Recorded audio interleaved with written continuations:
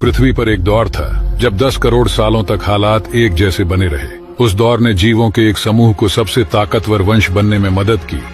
वो डायनासोर्स का युग था। लंबे समय तक दुनिया में कायम शांति ने डायनासोर्स को बड़ी तादाद में हर तरफ फैलने में मदद की। वो 15 करोड़ सालों तक दुनिया पर राज करते रहे। अगर दुनिया में पहले जैसे हालात बने रहते तो शायद पृथ्वी पर अब भी डायनासोर्स का राज होता। लेकिन सब कुछ बदल जाने वाला था, वह भी एक ही दिन में। माउंट एवरेस्ट जितना एक बड़ा उल्का पिंड बंदूक की गोली से 20 गुना ज्यादा रफ्तार से हमारी पृथ्वी से टकराया। इसने 20 किलोमीटर गहरा और 180 किलोमीटर चौड़ा गड्ढा बना दिया। इससे दुनिया को तबाह कर देने वाली घटनाओं का एक सिलसिला शुरू हुआ। उस विशाल क्रेटर से असली जानलेवा ताकत बाहर आई। वो थी राख और मलबे की सैकड़ों किलोमीटर मोटी दीवार, जिसने पूरी दुनिया को घेर लिया। बादल ने सूरज की रोशनी को रोक लिया, जिससे लगभग सभी डायनासोर्स की मौत हो गई। ये तबाही पूरी दुनिया में हुई और ये दुनिया का 5वां सामूहिक विलुप्ति यानी मास एक्सटिंक्शन था। क्या आपको पता है, सूरज से जो रोशनी निकलती है वो असल में व्हाइट कलर की होती है। तो फिर हमें सनराइज और सनसेट के समय रेड या फिर ऑरेंज कलर क्यों दिखाई देती है? 90s के समय में वैज्ञानिकों ने जब पहली बार सैटेलाइट को स्पेस में भेजा, तब ये क्लियर हो गया कि सूरज का कलर वास्तव में सफेद है, न कि नारंगी। और आपको बता दूं कि इस फिनोमिनन का रीजन है हमारे पृथ्वी पे मौजूद एटमॉस्फेयर। जब सनलाइट अर्थ की एटमॉस्फेरिक लेयर में एंटर करती है और उसमें प्रेजेंट पार्टिकल्स से टकराती है, तब सफेद रंग 7 रंगों में बिखर जाता है। इस कलर चेंजिंग फिनोमिनन के प्रोसेस को स्कैटरिंग ऑफ लाइट कहते हैं। इस प्रोसेस के अकॉर्डिंग सनलाइट 7 रंगों में बिखर जाता है। बाकी रंगों के कंपैरिजन में रेड और ऑरेंज कलर की वेवलेंथ बहुत ज्यादा होती है। इसी रीजन के वजह से सूरज हमें लाल या तो फिर नारंगी यानी ऑरेंज कलर की दिखाई देती है। और आपको ऐसी चीजों के बारे में जानने में दिलचस्पी है तो हमारे साथ जुड़े रहिए।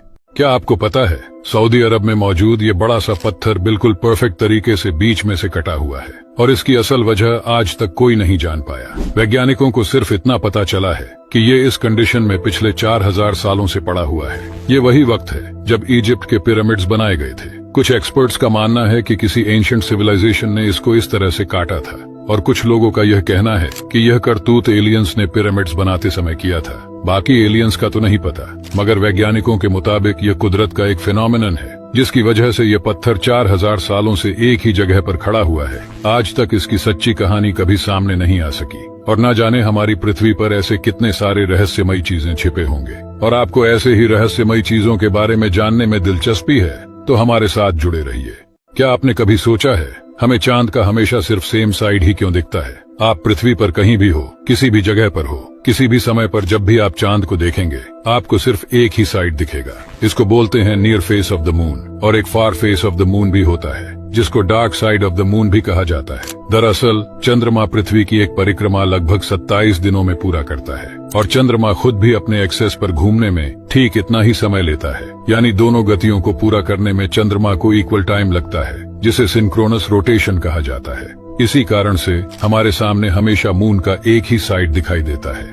और आपको ऐसे ही साइंस और स्पेस से जुड़े चीजों के बारे में जानने में दिलचस्पी है तो हमारे साथ जुड़े रहिए।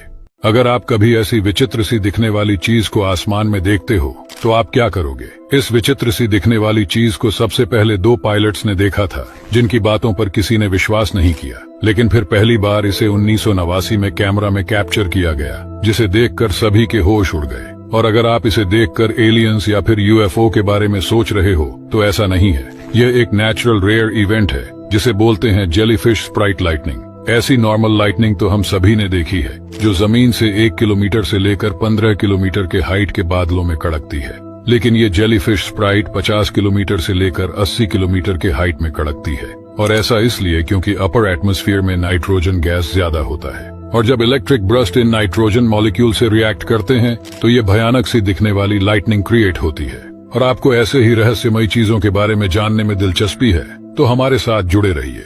क्या आपको पता है, हमारे यूनिवर्स में एक बहुत ही अलग तरह का आइस पाया जाता है, जिसे अगर आप अपने हाथ में लेते हैं तो आपका हाथ तुरंत ही जल जाएगा। और ये आइस हमारे पृथ्वी पर नहीं बल्कि एक एक्सो प्लैनेट पर मौजूद है, जो कि हमारी पृथ्वी से 30 लाइट ईयर्स दूर लोकेटेड है। इस प्लैनेट का नाम है ग्लीजे 436b। ये एक ऐसा एक्सो प्लैनेट है जहाँ पर बर्फ ठंडा होने के बजाय बहुत ही ज्यादा गर्म है। ये प्लैनेट अपने स्टार के इतने ज्यादा करीब है कि ये सिर्फ 2 दिनों में ही अपने स्टार का एक पूरा चक्कर लगा लेता है। और इसी वजह से इस प्लैनेट के सरफेस का टेम्परेचर 439 डिग्री सेल्सियस है। तो आपके मन में जरूर ये सवाल उठ रहा होगा कि अगर इस प्लैनेट का टेम्परेचर इतना ज्यादा है तो वहाँ पर बर्फ कैसे मौजूद हो सकता है। दरअसल इस प्लैनेट का इंटेंस ग्रेविटी वहाँ पर मौजूद पानी को आइस में कंप्रेस्ड कर देता है। तो कौन कौन इस प्लैनेट पे जाकर स्कीइंग करना चाहता है, कमेंट्स में बताइएगा जरूर। और आपको ऐसे ही स्पेस और साइंस में दिलचस्पी है तो हमारे साथ जुड़े रहिए। क्या आपको पता है जिस मिल्की वे गैलेक्सी का फोटो हम बचपन से देखते आ रहे हैं, असल में वह मिल्की वे गैलेक्सी का असली फोटो है ही नहीं। हाँ, ये सुनने में थोड़ा अजीब लग रहा है मगर ये सच है। दरअसल मिल्की वे गैलेक्सी का फोटो हमारे सोलर सिस्टम के स्टार, प्लैनेट, नेब्यूला और पड़ोसी गैलेक्सी को स्टडी करके बनाया गया है। अभी तक आपने मिल्की वे गैलेक्सी यानी हमारी आकाश गंगा का जो भी फोटो देखा है वो सब प्रेडिक्टेबल है, यानी हम गलत भी हो सकते हैं। अगर किसी वीडियो में ये बताया जा रहा हो कि हमारी पृथ्वी इस जगह पर है तो आप समझ जाना वो हमें सिर्फ समझाने के लिए बताया जा रहा है। सच्चाई ये है कि हम मिल्की वे गैलेक्सी का फोटो ले ही नहीं सकते क्योंकि हम खुद इस गैलेक्सी के अंदर है। इसका फोटो खींचने के लिए हमें खुद मिल्की वे गैलेक्सी के बाहर जाना होगा, जो कि फिलहाल असंभव है। अगर हम लाइट की स्पीड से भी ट्रैवल करें तब भी हमें मिल्की वे गैलेक्सी से बाहर निकलने में करीब 2 लाख साल लग जाएंगे। और वॉयेजर 1 ही एकमात्र ऐसा स्पेसक्राफ्ट है जो कि अभी तक सिर्फ सोलर सिस्टम क्रॉस करके इंटरस्टेलर स्पेस में पहुंचा है।